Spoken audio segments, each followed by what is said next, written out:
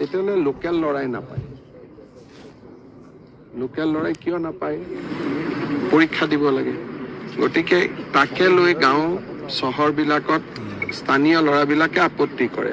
সেইকাৰণে আমি এটা ছিষ্টেম কৰিব খুজিছোঁ য'ত নেকি স্কুলখনৰ প্ৰিন্সিপালকে তাৰ এজন গ্ৰেড 4 এমপ্লয়ী ল'ব পাৰে স্থানীয় জেগাৰ। তাৰ কাৰণে এটা নীতি এটা বনাই আছোঁ, কিন্তু এইটো 26-ৰ আগত নহয়, 26-ৰ পিছত সেইটো ৰাখিব লাগিব। কাৰণ নহ'লে 4th গ্ৰেড এমপ্লয়ীখিনি বেলেগ জিলাৰ পৰা বেলেগ জিলাত গ'লে মানুহে বেয়া পায়। সেইকাৰণে বহুতবিলাক ৰাজ্যত আজিকালি নতুন নতুন কিছুমান নিয়ম কৰিছে। ময়ো এইবাৰ শিকি আহিছোঁ 2-3টা।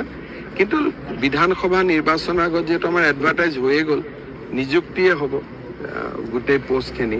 সেইকাৰণে এতিয়া নহয়, বিধানসভা ইলেকশ্যনৰ পিছত কলেজৰ গ্ৰেড 4 পোষ্ট, হস্পিটেলৰ গ্ৰেড 4 পোষ্ট, স্কুলৰ গ্ৰেড 4 পোষ্ট, এইখিনি যাতে সেই মৌজাটোৰ ল'ৰাই বা সেই গাঁৱৰ ল'ৰাই পায়, তাৰ কাৰণে আমি নীতি এটা বনাই আছোঁ যে আমি 4ৰ্থ বৰ্গৰ পদ যদি চৰকাৰী নিয়মত দিওঁ তেতিয়াহ'লে লোকেল ল'ৰাই নাপায়।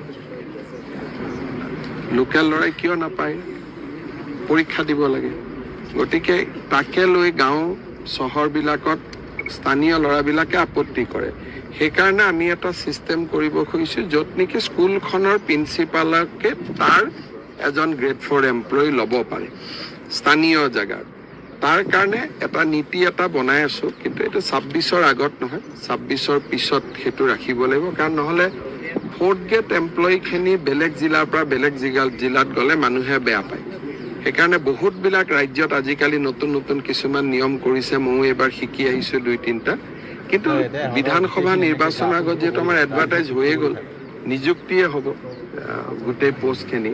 সেইকাৰণে এতিয়া নহয়, বিধানসভা ইলেকশ্যনৰ পিছত কলেজৰ গ্ৰেড 4 পোষ্ট, হস্পিটেলৰ গ্ৰেড 4 পোষ্ট, স্কুলৰ গ্ৰেড 4 পোষ্ট, এইখিনি যাতে সেই মৌজাটোৰ ল'ৰাই বা সেই গাঁৱৰ ল'ৰাই পায়, তাৰ কাৰণে আমি নীতি এটা বনাই